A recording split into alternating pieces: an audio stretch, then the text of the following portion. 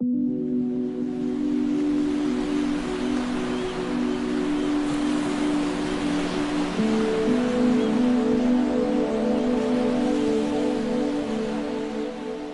días, Hola, ¿qué hola, tal estás, Nan? ¿Qué hola a tal todos, todo? hola Ramiro, Fenomenal. encantada de estar contigo. Igualmente, estar con una magnífica profesora de yoga y gran persona y amiga como eres tú, así que dispuesto a contestar en la medida de lo posible a todo lo que quieras preguntar. Muchísimas gracias, es un honor, de verdad, un placer estar contigo y poder hacer esta entrevista para esparcir esos pétalos, sí, de sabiduría, como decías el otro día, sobre el yoga. Muchísimas gracias. Gracias. ¿Me permites que te presente antes de comenzar? Bueno, una presentación. Sé que tú, como me aprecias mucho, querrás hacer una presentación larga, ¿no? Sí. Haz un Escueta. poder de síntesis, escueta, directa. Pues con si alguien todo... te preguntara por la calle, ¿quién es Ramiro Cati? Fenomenal. Con todo lo que he recogido, escueto, el pionero del yoga en España, el gran difusor del yoga en España. Gracias a él, todos hemos aprendido a respirar, a meditar, a observar y a entrar en este camino de la consciencia, del cual vamos a hablar hoy. Sí. ¿Te parece bien así? Después podría añadir que has escrito más de 250 libros, innumerables conferencias, clases donde has esparcido toda esa sabiduría ancestral del yoga y que eres un gran humanista, un gran ser humano. Tratamos de serlo, ¿eh? Y un gran entendedor, sí, del ser humano, del alma del entendimiento. Humana, sí. Eso es. He tratado siempre de explorar y explorar en el alma humana, empezando por mi propia autoexploración y luego, en la medida que uno viaja hacia adentro, también viajas al interior de los demás. Qué bonito. Gran difusor de este yoga, ¿sí? Del yoga de la consciencia. El yoga de la consciencia es el primer yoga que hubo, porque si hubiera que definir el yoga de alguna manera, sería un ejercitamiento, una enseñanza, un método para acelerar la evolución de la consciencia. La evolución de la consciencia es exasperantemente lenta y el yoga nos da herramientas para poder un poco acelerarla y utilizar nuestra vida para, en la medida de lo posible, ser cada vez más conscientes, puesto que, como veremos, la consciencia es lucidez y la consciencia es compasión. Más conscientes, más lúcidos, más compasivos y una mejor aportación a nuestro entorno. Exacto, sí. Bueno, iba a comenzar por ahí, ¿no? ¿Qué es la consciencia? ¿Cómo podrías describir tú eso que tanto anhelamos, perseguimos? Exacto, perseguimos, exploramos. Y de vez en cuando conseguimos instantes, ¿no? Exacto. Aunque fueran muy fugaces de consciencia. De una manera muy sencilla, Naf, lo mejor es decir, la consciencia es darnos cuenta. La consciencia es una preciosa función de la mente que nos permite captar lo que hay fuera y lo que hay dentro. Ahora, por ejemplo, a través de la ventana estoy viendo un precioso pájaro en la rama de un árbol. Consciencia de ese pájaro. Pero si vuelvo aquí, soy consciente de nuestra charla. Si me observo a mí mismo, soy consciente de mis procesos físicos y mentales. Si voy más allá, soy consciente de que soy la consciencia de la consciencia. Pero dicho eso de una forma muy sencilla, un órgano que nos permite darnos cuenta, estar atentos, porque la atención y la consciencia son hermanas gemelas. Exacto, ¿verdad? Y es como un poco el darse cuenta de que me doy cuenta, es decir, un paso más. Ese es un paso más, ese es un paso muy importante. El primer paso, que ya es bastante, es darme cuenta, primero. Porque vivimos en una consciencia tan crepuscular, tan pobre, tan debilitada, que la mayoría de las veces no nos damos cuenta, ni cuando hablamos con una persona, ni cuando la abrazamos, ni cuando estamos observando un amanecer o un atardecer o escuchando un poema o música. En realidad nuestra conciencia es paupérrima, funciona a unos niveles deplorables. Pero ese diamante, sin pulir en principio, que es la consciencia, lo podemos pulir para ser más conscientes. Y desde esa conciencia comenzamos también a explorarnos, a ser conscientes de nosotros mismos. Y poco a poco vamos llegando a dos tipos de conciencia que solo están incipientes o potenciales en nosotros, pero que podemos desarrollar. Una es la llamada conciencia de la conciencia. Sé y sé que sé. O percibo el aroma de una flor y percibo que estoy percibiendo el aroma de una flor, por explicarlo de una manera burda, porque estas experiencias tan ricas, tan profundas, es muy difícil ponerlas en palabras. Sí. Y luego está la conciencia soy, como decían todos los grandes maestros, soy el que soy. ¿Qué quiere decir la conciencia soy? Es tomar conciencia de una realidad, entre comillas, que está en ti, más allá del cuerpo, de la mente, del nombre, de la forma, del ego.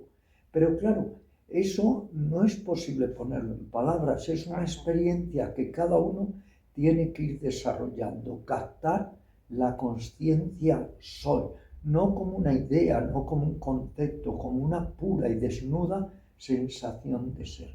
Y cuando hemos empezado a captar esa sensación de ser, entonces tenemos que profundizar, profundizar y profundizar. Y nos daremos cuenta de que vamos obteniendo una percepción no solamente de que soy a nivel individual, sino que soy como una entidad que forma parte de una entidad infinitamente mayor. Eso es que nos lleva a ese estado de unión con todo, ¿no? Sí, Es como exacto. simplemente la naturaleza, a lo mejor cuando te das cuenta de la maravillosa mente organizado caos que hay. Es una experiencia, es una percepción. Es algo tan especial cuando lo sentimos que ya aunque sea un segundo nunca lo olvidamos. Porque es un sentimiento también de unidad, de plenitud, un sentimiento realmente místico de cosmicidad. Como que todo es perfecto, todo ¿verdad? está más integrado en uno, uno está integrado en todo, y algo muy esencial. Cuando experimentamos esa sensación, se mueve algo en nosotros, algo cambia. Es decir, es una experiencia no solo para disfrutarla o vivirla, no solo un puro ensimismamiento gozoso, sino que es una experiencia realmente transformativa. Eso es, que nutre, ¿verdad? Nutre el alma, nutre el ser y uno, esa sonrisa que sale desde lo más profundo del te gozo. Tocan las fibras más profundas de tu ser, porque en ese momento hay un sentimiento de real libertad. Incluso aunque se viviera ese sentimiento en un calabozo, hay una percepción de libertad, de que no solamente estamos aprisionados, encapsulados en este cuerpo, en esta mente, sino que hay estados de conciencia que son capaces de ir más allá de la conciencia ordinaria, porque uno de los secretos del yoga, de la meditación, es sobrepasar la conciencia ordinaria. La conciencia ordinaria nos hace esclavos, siervos. La conciencia ordinaria es muy limitada. Se basa en ideas, en palabras, en conceptos. Es lo que llamamos la mente pensante. Pero más allá de la mente pensante, nos espera un terreno mucho más fértil, mucho más fecundo, y la capacidad incluso de responder a interrogantes que nunca va a poder responder la mente pensante. Eso es, sí, que va más allá de donde la mente puede entender, ¿verdad? Exacto, de donde la mente ordinaria puede entender.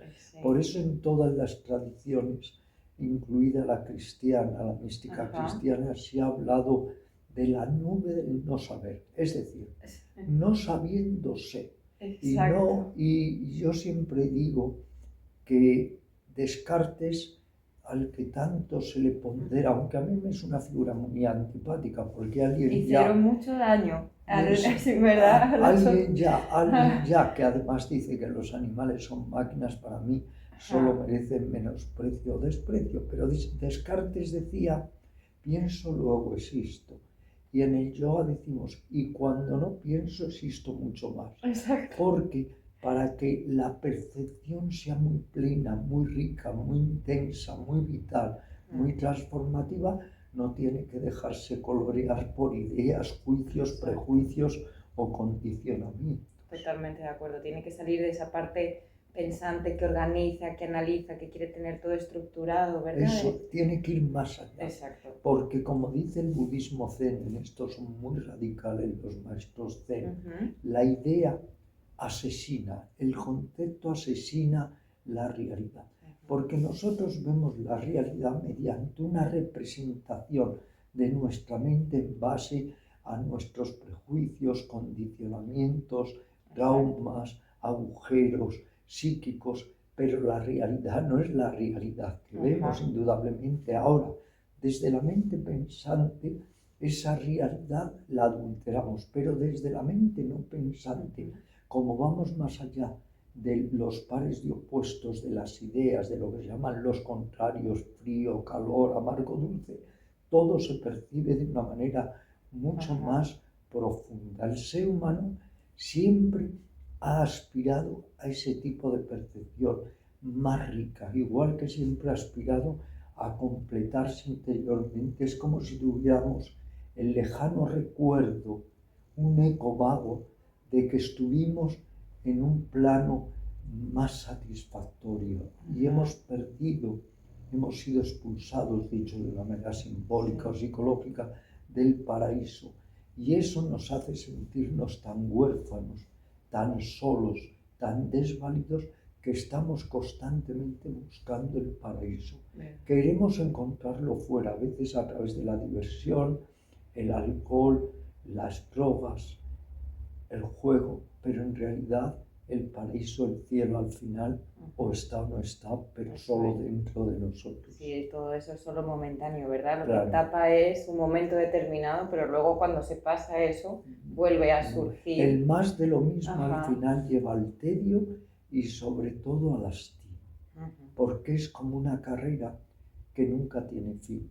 Y eso es el goce sensorial, que está muy bien, venimos aquí a disfrutarnos en las tetas, pero hay otro tipo de goce que es el gozo, que es muy diferente. Goce y gozo. El gozo es una experiencia de plenitud, de unidad, de encontrarse bien con uno mismo. Eso es, de lo que hablábamos un poco al principio, el gozo infinito, ¿no? Sí, porque eso, es un gozo que no es además individual, es a la vez personal y transpersonal. Sí.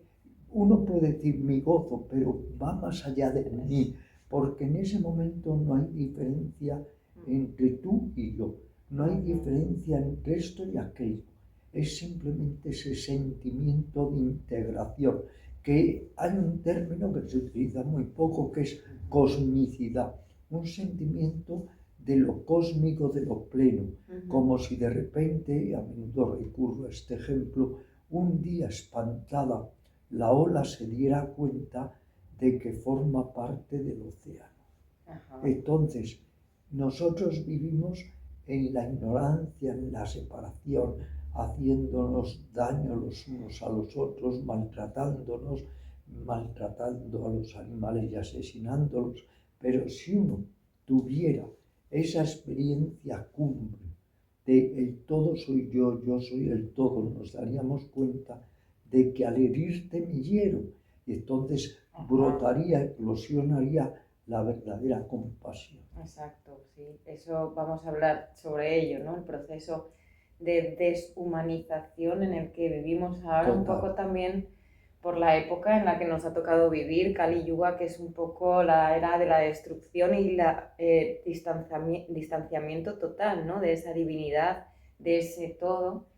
Esta es una época muy difícil porque hay, como tú has dicho, una creciente deshumanización. Exacto. Y lo que tenemos que tratar de hacer, y para eso está todo este legado, esta herencia espiritual que nos han dejado mentes muy brillantes. Como tú. Como yo no. Que eres un gran ejemplo de ello. No, como grandes seres que están años luz de mí, o yo años luz de ellos, sino que simplemente nos demos cuenta que hay que volver a poner en marcha, actualizar nuestros potenciales más humanos, y que nos llamamos humanos, pero es otro gran, descarado, impúdico eufemismo. De humanos no tenemos absolutamente nada, pero podemos, si nos lo proponemos, contamos con los mapas espirituales, con las brújulas necesarias, con los ejercicios para dar un salto.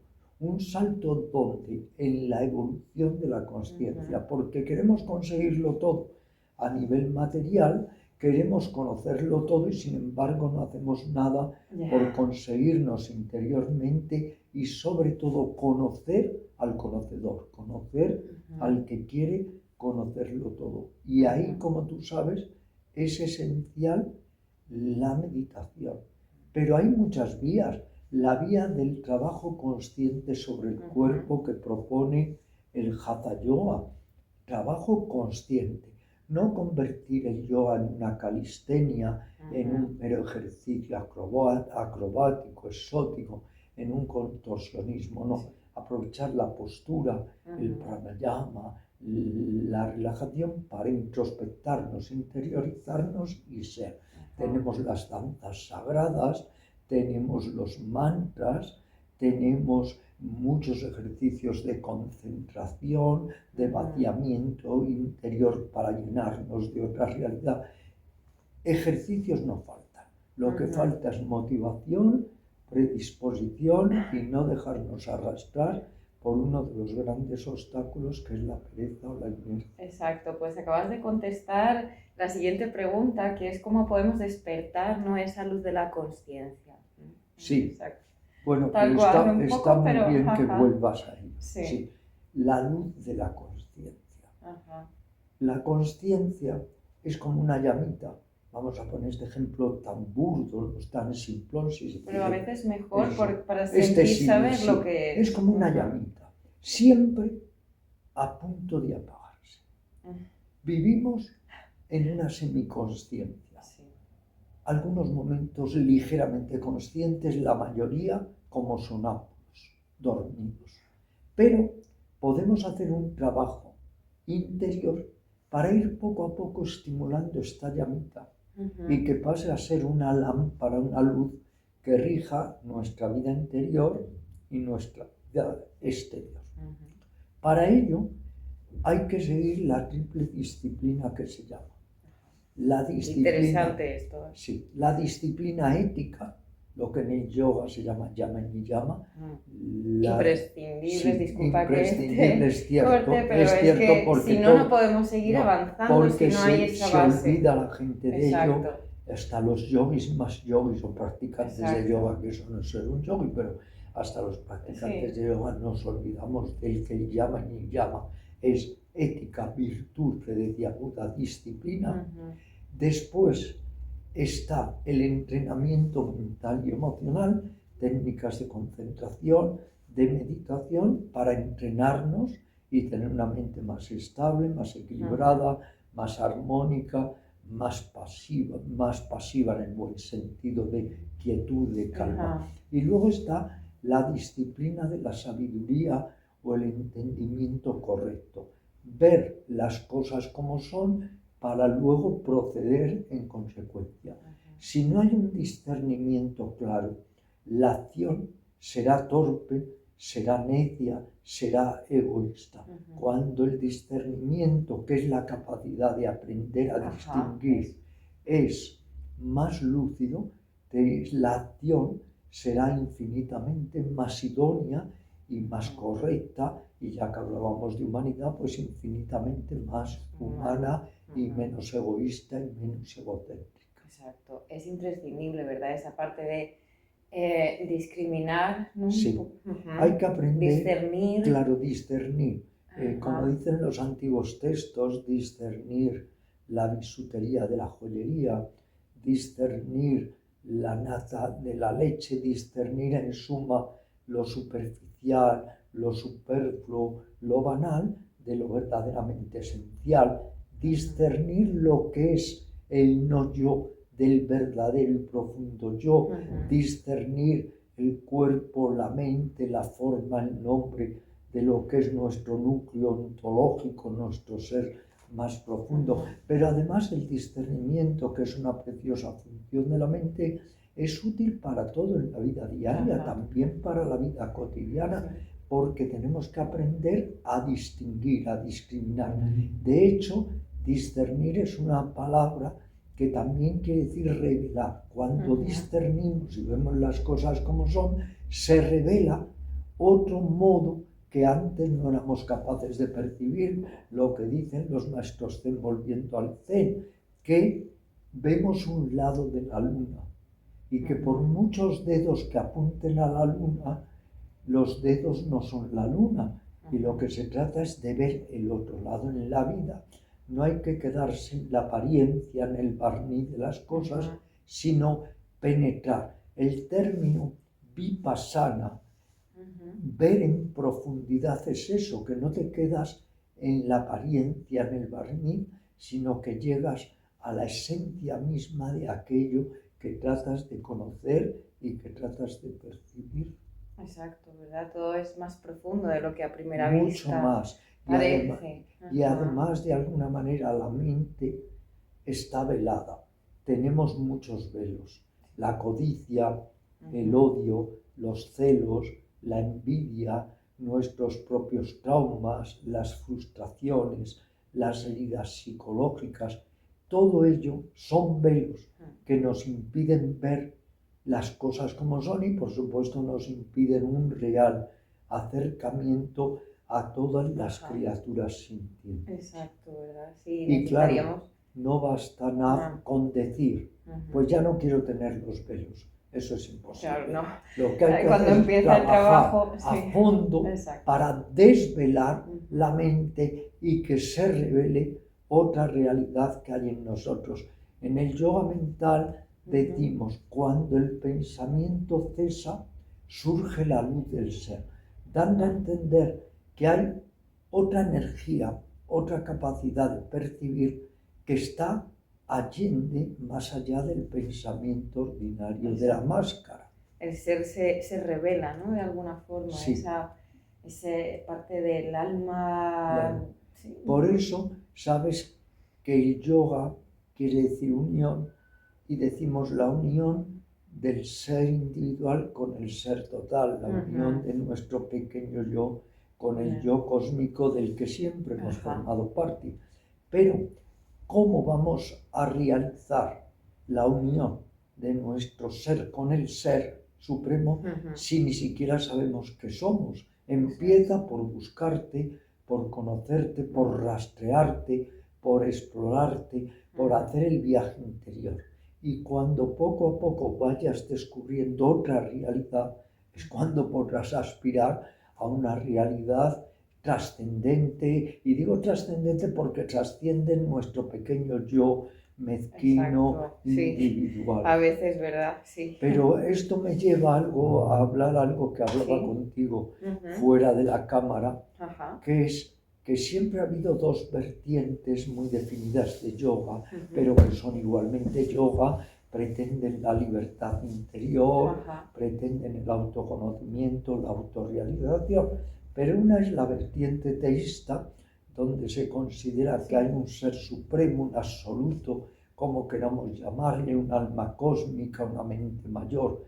Y luego está otra vertiente que es no teísta, donde se considera que no hay un Dios, como se puede entender desde luego en el judeocristianismo o incluso en el islamismo o en el hinduismo, sino que es la realidad simplemente de la libertad, que se ha llamado el nirvana, el satori, que es explorar hasta llegar a un estado especialísimo de mente donde saltas fuera de la mente y donde entras, no me preguntes, porque esto es como el que está todo el día hablando del caviar y nunca ha comido caviar. Si no hemos vivido el samadhi definitivo, no podemos hablar, pero sí podemos dar orientaciones.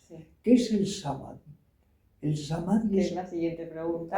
Pues llevamos, me adelanto, perfecto. Seguro que sí, porque ya estamos hablando que esto va más allá de donde la mente puede entender, es una parte de sabiduría interior Pues que mira, trasciende todo, todo. y todo se conecta. Pero, verás, el samadhi Ajá. es una experiencia que no podemos explicar. En una ocasión, en una conferencia hace muchos años, cuando yo empezaba con el yoga, en un colegio mayor, di una charla y una de las personas, uno de los oyentes, se levantó muy airado. Era un materialista recalcitrante y contumaz, se levantó muy airado y me dijo: pero vamos a ver, explíqueme usted lo que es el samadhi o la mente suprema. Yo le dije: te lo voy a explicar enseguida si tú me explicas a qué saben las patatas fritas. No hay quien explique. Claro, Y le dije: y si encima ninguno de los dos hemos tomado patatas fritas, aquello ya es caótico. Entonces, no podemos poner en palabras, es inasible a las palabras, estas experiencias de lo que llamamos la mente despierta, la mente búdica, la mente crística. Simplemente es otro tipo de vivir, de existir, de estar en el mundo y de experimentar. Es una experiencia tan suprema que va más allá de todo lo que podamos decir de ella, pero sí podemos decir que en esa experiencia se supera el odio, la ofuscación, la avaricia. En esa experiencia desaparece incluso el miedo a la muerte.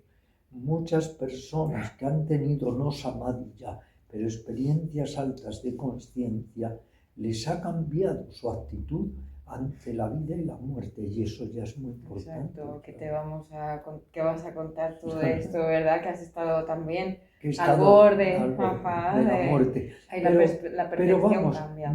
como les digo a veces a mis alumnos en broma en las clases de meditación, les digo: queridos míos, que no os tenga que pasar lo que a mí, para tener una experiencia suprema, no, sin necesidad de llegar a esos límites entre la vida y la muerte. Si uno practica, si uno medita, si uno desarrolla sus funciones mentales, si uno se humaniza, vamos obteniendo experiencias de conciencia muy ricas y muy transformativas, porque aquí habría que decir, y tú lo sabes muy bien, que el yoga no sirve de nada si no es para transformar. Exacto. ¿Para qué? Solo para tener el cuerpo, tal, pues hay gimnasios, etc. Exacto. Luego el yoga tiene un objetivo: humanizarnos, transformarnos, mejorarnos.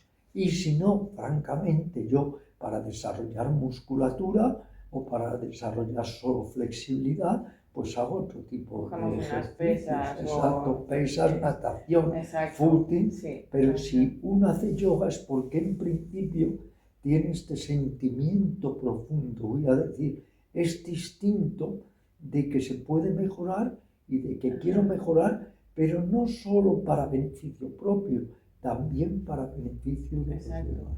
Es un mejoramiento humano en todos los sentidos. Al tú mejorar, haces una aportación. Si una vela se enciende, no solo se da luz a sí misma, también esparce su luz alrededor. Qué bonito, por favor, qué sabias palabras. Nada. Son símiles que son de la antigüedad, vienen, que hay que utilizarlos porque a veces la palabra es tan limitada, como decía Krishnamurti.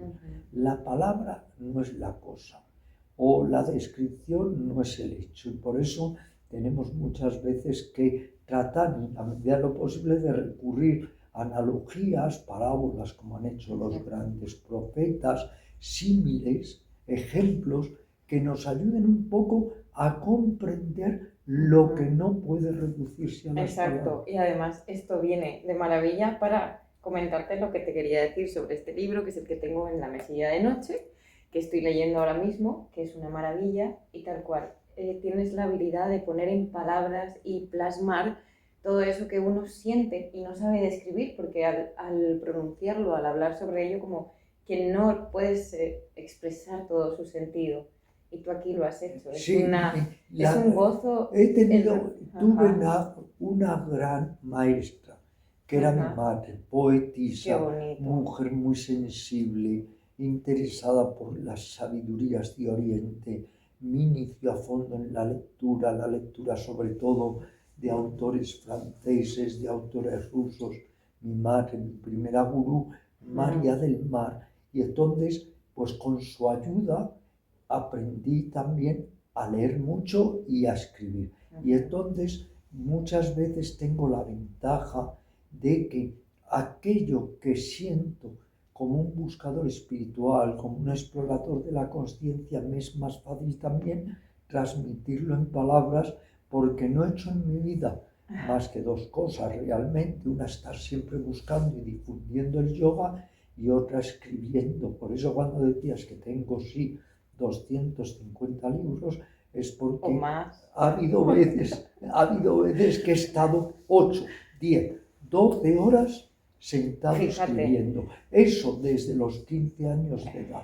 Y hablabas de este libro. Que es una maravilla. Bueno, te lo aprovecho para decirlo. Tantra. Sí. ¿Y por qué escribí este libro y otros 3 o 4 que tengo de sabiduría tántrica?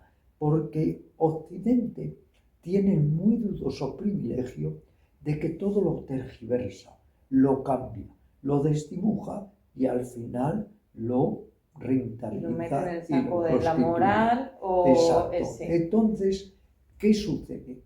Que el yoga se ha desdibujado. También el Zen, también el Vedanta, el Neovedanta, vamos, eso es espantoso. Eso para un real ya está usted iluminado. Investigador del Vedanta, eso es aberrante. Y así sucesivamente, pero ya no digamos nada el Tantra. Las dos enseñanzas que más se han degradado, que nos han venido a la India, han sido el Hatha Yoga, que se ha convertido en una gimnasia exótica, y el Tantra. El Tantra es una filosofía, es una doctrina, es una enseñanza muy seria, pero que en Occidente se la ha reducido a una especie de yoga sexual, donde lo único que interesa es prolongar la relación sexual durante horas y horas, y no se atiende para nada a las energías, a la mente, a la búsqueda interior. El Tantra lo que nos dice es: hay energía. La energía es un modo también de poder aprovecharla, crecer, instrumentalizarla. La energía es una, pero sale o se manifiesta de diferentes formas: energía mental, energía espiritual, energía emocional, energía vital y la energía sexual. Si se nos dice en el yoga que todo hay que vivirlo conscientemente para transformarnos, pues la energía sexual también se trata de vivirla consciente y lúcidamente y ponerla al servicio de ir escalando otros niveles de consciencia. Pero, por ejemplo, la relación sexual tántrica no es para todos los días, es para a lo mejor una vez al año o una vez cada 8 meses, porque es un sacramento, es una especie de mística a través de la sexualidad, pero más allá de la sexualidad. El tántrico nunca es promiscuo, como se nos ha hecho ver, es todo lo contrario, El tántrico pasa por muchas épocas de brahmacharya o de castidad. Como estoy intentando yo ahora. Bueno, pues, o de ascesis, eso, pues trata así de transformar de alguna manera lo que se llama la energía sexual en hojas Shakti, que es energía suprema, energía espiritual. Pero es que el Tantra ha sido tan vapuleado, tan mal entendido, tan distorsionado, que por eso precisamente por eso tiene todo el mundo que leer tu libro para saber realmente lo que es, y todo. Es más una forma de sentir, una forma de ver la vida. De ver la vida, de sentir, de aprovechar toda la energía. La energía cuando estamos disfrutando el aroma de una flor, la brisa del aire, los rayos tibios del sol, el abrazo a un ser querido. Y por supuesto, si no has renunciado a la sexualidad y eres practicante sexual y eres yogi, pues puedes aprovechar también la relación sexual para de alguna manera ir más allá del pequeño yo y fundirte con el yo total. Y como dicen los tántricos genuinos, al mirar el rostro del amado o del amado, estoy viendo los rostros de todas las criaturas sintientes. Y por otro lado, en el Tantra, que es también un ejercicio de mantra, de meditación, de reunificación de energías dispersas, hay 3 sendas con respecto a la sexualidad. La senda de la abstinencia total, abstinencia de mente, abstinencia de cuerpo, pero que puede ser temporal o en determinados ascetas o eremitas es de mucho alcance, de muchos años, pero puede ser temporal. Esa es una vía, se llama el tantra seco, en el sentido que no se recurre a la sexualidad manifestada. Luego está el tantra semiseco, semihúmedo, donde hay una serie de acercamientos amorosos, eróticos, pero no se llega al ritual sexual que se llama maizuna en el tantra. Y luego están aquellos que no hacen el celibato y que recurren de vez en cuando al maizuna como un ejercicio sacro erótico. Por eso hay libros míos de tantra que llamo la erótica mística, porque no es una erótica banal, no es fornicar por fornicar, no es practicar la sexualidad sin sentimiento de ningún tipo, no, es buscar en ese lado de la manifestación humana una vía, una especie de ojo de buey también para esa unión, ¿verdad? Para la unión, porque es eso, es que es igual que la lo hacemos unión. con las asanas, igual que lo hacemos en la meditación. Para la unión. Exacto. De hecho,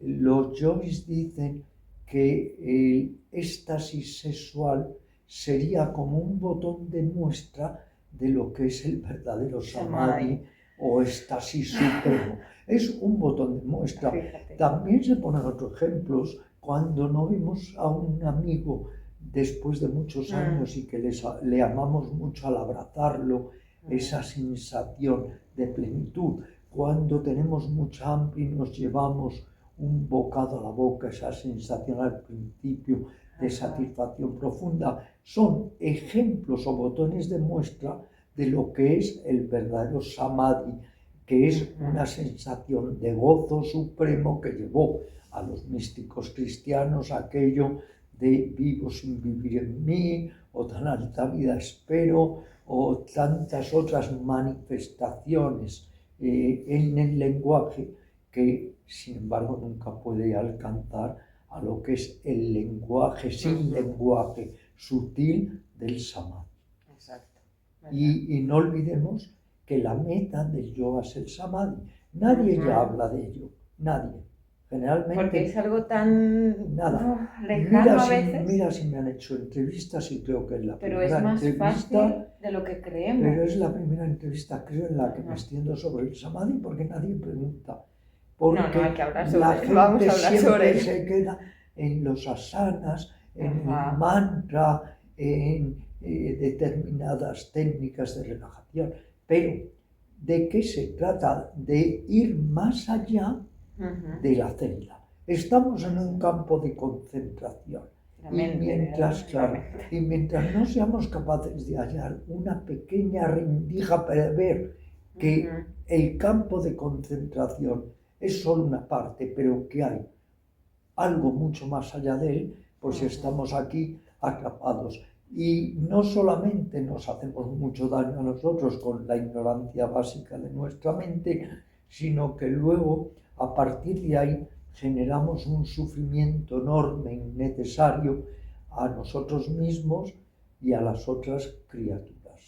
Si hubiera un poco de luz en la mente, pues indudablemente no nos haríamos nunca daño ni a nosotros ni a los demás. Bastante dolorosa es la vida como para encima gratuitamente estar añadiéndole sufrimiento. Exacto, es darse cuenta de lo realmente importante en esta vida. Y además, aunque uno no llegue a la cima del Everest, que es hablando metafóricamente, el samadhi, pues por lo menos si no puedes llegar a un 8.000, sube a 3.000, a 4.000 metros, sí. O sea, vamos a ir aunque no lleguemos, pero tengamos un poco consciencia, ya que hablamos de la consciencia, de que el yoga no es para poder obtener más medios económicos porque me vuelvo un ejecutivo más eficiente, no es para tener unos glúteos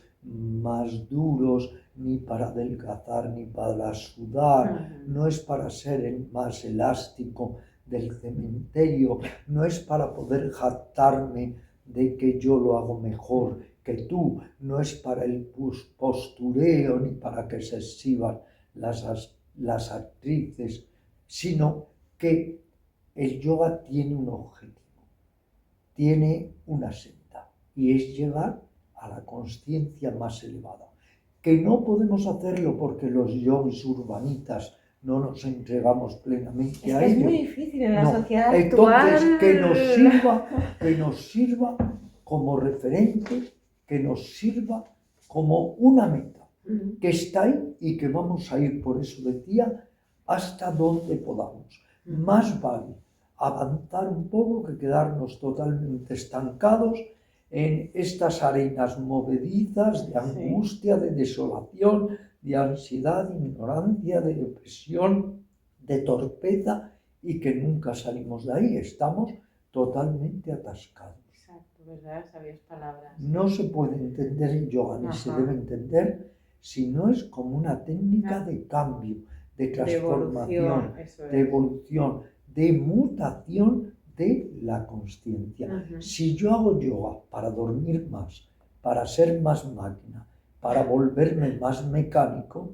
entonces, por favor, es que es el mayor contrasentido. Lo que queremos quitar es ese automatismo. Claro, y esas clases que se llaman de Hatha Yoga, pero tú que eres una gran profesora de Hatha Yoga, sabes que no es Hatha Yoga, esas clases que llaman de Hatha Yoga, donde todos son movimientos totalmente además preestablecidos. Y todo el vocabulario muy técnico, muy eso todo, es hacerte más que está mecánico. bien, por supuesto. Sí, pero me hago más máquina. O sea, exacto. Si no me introspecto en la postura, si no la vivo, si no aprovecho para vivir la postura de adentro a afuera y sobre todo de afuera adentro, si no busco mi percepción de ser, si no estoy consciente, entonces, ¿qué mismo da? Entonces, como a veces me preguntaban hace muchísimos años determinadas personas en el centro yoga, pero estamos hablando hace mucho, pero me preguntaban, Ramiro, da igual a todos los efectos si estoy haciendo la postura de la cobra viendo una serie como Dinastía Falcon Crest. Pues sí, me lo preguntaban. Claro, a ver, se puede hacer. A efecto de elasticidad, claro. sí, porque tú te quedas ahí viendo, ¿no? Los devaneos de Falcon Crest, y a ese efecto te ayuda la elasticidad. Pero bueno, es que eso es yoga. No interiorizarnos, no el trabajo vivirnos, mental, no trabajo mental, atención, la introspección, el cultivo metódico de la atención, que eso es esencial. Por eso no podemos hacer posturas de yoga para mecanizarnos, es que es un contrasentido, cuando además el yoga, el verdadero Raja Yoga, la simiente del yoga, el yoga mental, que es el más antiguo, 6.000, 7.000 años de antigüedad, se basaba todo él en la inmovilidad y en la quietud. No olvidemos los aforismos de Patanjali, que no son de él, él era un sistematizador. Muy interesante esto. Él era un sistematizador, un codificador, pero él no creó nada. Todo venía de la sabiduría antigua de la India, no del hinduismo, cuidado que se lo apropian todo, no, de la India, de Buda, de Mahavira, de otros grandes maestros. Entonces, ¿qué leemos en los Yoga Sutras? He aquí lo que es el yoga. El yoga es detener los pensamientos en la mente. ¿Cómo lo vamos consiguiendo? Con inmovilidad, con máxima quietud y aprendiendo a desidentificarnos de los procesos mentales. Dice Patanjali, si te logras desidentificar de los procesos mentales, te estableces en tu verdadera naturaleza. Porque si no, estamos tan perdidos en esa masa de ideas, pensamientos, deseos, odios, recuerdos, proyectos, que vivimos de espaldas a nuestro propio ser. Exacto. Hay un poco también que recuperar este sentido de la inmovilidad, de la quietud en el yoga. Sí. Incluso las posturas nos sirven para desbloquear, para que la energía fluya, pero por eso es bueno luego también cerrar las clases con el savasana o con la meditación. Se puede optar por hacer savasana o meditación o ambas. Exacto. Ya luego cada profesor, de acuerdo a su experiencia, pero savasana imprescindible, por supuesto, lo y pranayama. Ahora, hay que trabajar la respiración. Se me ha llamado, ¿sí? Y está escrito en un libro, que soy el azote de los yogas modernos. Eres el Adi Yogi, gran yogi Bueno, en pues España. se me ha llamado el azote de los yogas modernos, pero no es porque yo no aprecie todo lo que se incorpore de constructivo y de positivo al yoga. Claro que lo aprecio, pero lo que me cuesta es admitir que se degrade y se degenere el yoga. Es que si no hubiera sido por Ramiro, no conoceríamos el yoga como lo conocemos actualmente. Ha sido, yo creo, el pionero y el gran mantenedor, sostenedor para algunos resultó de la práctica real. Para algunos debo resultar una avispa molesta, pero gracias a lo ti. hago con la mejor buena fe y además con mi admiración, cariño y respeto a todos los profesores serios de yoga, profesores serios de yoga. Gracias a ti podemos volver al redil a ese camino, a ese yugo que nos ponemos también nosotros, yugo, para seguir en el camino y no irnos del camino. Y cuando nos damos cuenta de que nos vamos un poquito, poder volver. No, y aquí recurro a las palabras de un profesor de yoga amigo, ¿no? Ecuatoriano, que es Gustavo Plaza, que él siempre dice, hay salsa y hay yoga, pero lo que no hay es salsa yoga. Claro que son dos cosas diferentes. Es que hay tomarse una birra o una cerveza, pero el birra yoga. A ver, y así sucesivamente, que son tonterías, pamplinas, para simplemente sacar una nueva tendencia y que esa persona se haga famosa con esa tendencia de se haga famosa, mi propio yoga. Tenga sus alumnos para suelo, no cree su propio yoga. Y hacer caja, y hacer caja, porque como yoga el término vende, hoy se pone en todo. Todo es yoga. En braguita, ropa interior, todo.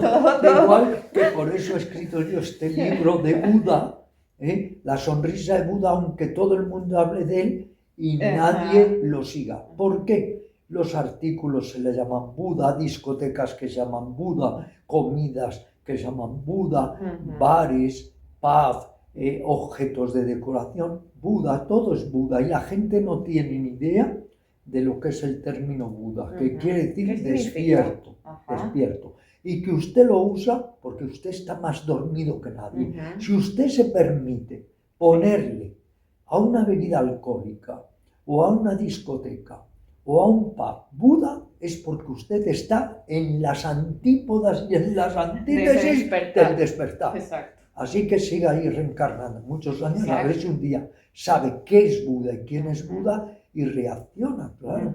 Pero da igual, otros ponen Cristo, otros ponen Lao Tse, otros ponen Confucio, porque es una falta de respeto y se utiliza todo como reclamo comercial. Como hoy en día se habla mucho de yoga, ¿qué es lo que hoy en día? Yoga a las prendas de vestir, yoga a unos calcetines, yoga a la lencería.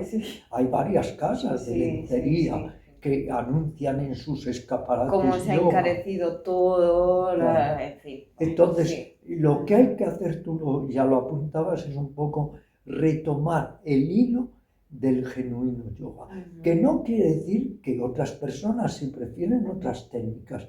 Usted quiere el yoga pesas, bueno, pues hágalo ¿Usted quiere el yoga pasando por un alambre? Haga lo que sea, pero sepa que hay un yoga, no voy a decir clásico ni tradicional, pero que hay un yoga real, que es el yoga. Todo lo demás serían variaciones sobre el mismo tema, variantes sobre el mismo tema. Qué interesante. Bueno, pues yo creo que no hay que fatigar más a nuestros... Sí, ¿verdad? Porque tengo muchísimas más preguntas. ¿Cuánto llevamos? En otro programa, por eso en otro programa pues posterior. Sí, nos dejamos varias preguntas. Hay mucho que indagar. Totalmente. Hemos simplemente dado pinceladas porque cada cosa que decías era como... Esto es un poco lo que tú dices, dar pinceladas para luego profundizar en el pranayama, en el pratyahara. El pratyahara social también hay que hacerlo. Animo a todo el mundo a que lo haga, por lo menos tenga la experiencia, ¿sí? Pero incluso sin tele. Sí. Sin nada. Quedarse, retirarse a uno mismo, desintoxicarse de alguna manera, el ayuno interior. Decía Ramana Maharshi que la mejor postura, el mejor asana es la paz de la mente. Y decía él que el mejor ayuno es el ayuno del alma, el que al menos durante unos minutos al día nos podamos sustraer a nuestros apegos, nuestros odios, nuestros problemas, nuestros sentimientos de culpa, nuestros complejos, nuestros miedos. Es importante saber parar. Hasta un caballo de carreras se destripa si no para, como dice el antiguo adagio, saber parar. Y eso es también la meditación, y eso es el verdadero Hatha Yoga, porque el verdadero Hatha Yoga es que hago la postura de la pinza y paro durante un minuto para escucharme, vivirme, sentirme, tomar conciencia del esquema corporal, tomar conciencia muy importante de la respiración en el asana, ya que cada asana va imponiendo también su sistema respiratorio, y ya tendremos también ocasión, como sé que eres una excelente experta en nutrición oriental. Este invierno está siendo un reto para mí, estoy saliendo un poco del camino en cuanto a alimentación, tengo que volver a ponerme el yugo y volver. Bueno, pues eso, pues entonces hablar un poco de las fuentes de energía, alimentación pura, respiración adecuada, sueño profundo y reparador, el ejercicio inteligente, para nosotros el mejor el Hatha Yoga, y otros que hay, pero bueno, hablar un poco de las fuentes de revitalización que muchas veces todos olvidamos, empezando por el contacto con la naturaleza, porque fíjate, Nav, que en unas memorias que he publicado hace unos meses, que se llaman El viaje de mi vida, denuncio el no haber aprendido nada importante en la escuela. La educación es un desastre. Ese es otro tema que vamos a tratar. No aprendí nada importante, o sea, no me enseñaron a respirar. La gimnasia que hacía era maquinal y mecánica, y por eso todos los niños la detestábamos. No me enseñaron Yo también, odiaba gimnasia, ahí donde todo lo el veis, mundo, es que no quería ir a clase. No me extraña, ninguno de nosotros. No nos enseñaron a reír y a sonreír, a tener piedad por los desvalidos, a amar a los animales, a abrazar a un árbol, a disfrutar de la poesía. No nos enseñaron nada. Todo lo que nos enseñaron fue inútil. Atiborrarnos de conocimientos inútiles que encima luego tenemos que tirarlo antes porque posible además para que muchas puedan cosas entrar. no son ciertas, y cierto es. Ahora te das cuenta de que tienes que desaprender el 90% que has aprendido para volver a aprender, ¿no? Para dejar sitio a que cosas importantes entren. Y sobre todo, no se nos enseñaron, ya que antes hacía referencia a humanizarnos, no nos enseñaron humanidad. Al revés, nos enseñaron a ser agresivos, a competir, y donde hay competencia nunca puede haber ni amor ni compasión. Nos enseñaron a tomar manía a otros alumnos porque no pensaban como nosotros o nosotros como Sí, ellos, exacto. nos enseñaron la brutalidad.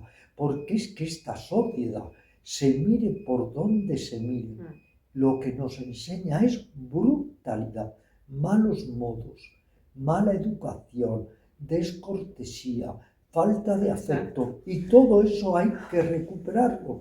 Y por eso no podemos vivir de espaldas a esos grandes seres que hoy en día incluso se les menosprecia, pero grandes seres desde Pitágoras, Lao Tse, Confucio, etc., que lo único que han tratado es de enseñarnos que hay una manera de vivir más noble, lo que se llama el noble arte de vivir, en el que tanto insistía Buda y en el que, si tuvieran un poco de pudor, de decencia, de amor propio y sobre todo de menos ego, mostrarían los políticos, pondrían el énfasis en el recto modo de sentir, recto modo de vivir y la nobleza de ser. Se ha perdido esa nobleza. ¿Por qué? Porque al ser una sociedad tan putrescible, tan corrupta, tan avara,